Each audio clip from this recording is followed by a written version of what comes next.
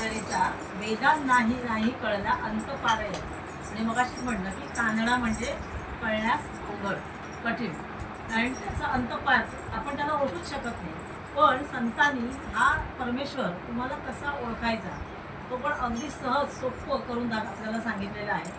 आजपर्यंत आपण ह्या देवाला शोधण्यासाठी कुठे कुठे भटकलो, पण देव आपल्याला सापडला नाही.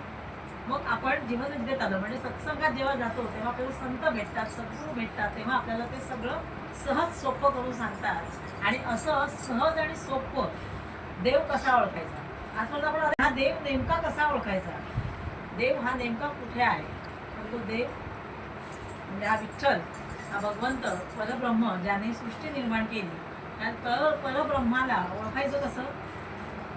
सद्गुरू सांगतात विठ्ठल म्हणजे काय, चैतन्य. मग हे चैतन्य जिथे जिथे आहे तिथे तिथे तो परब्रह्म आहे.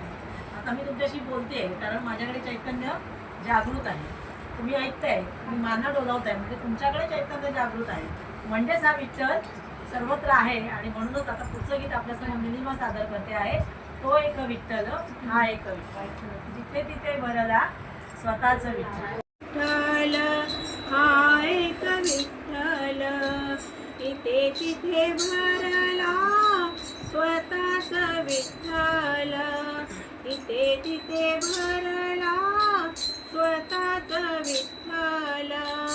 तो एक विठ्ठल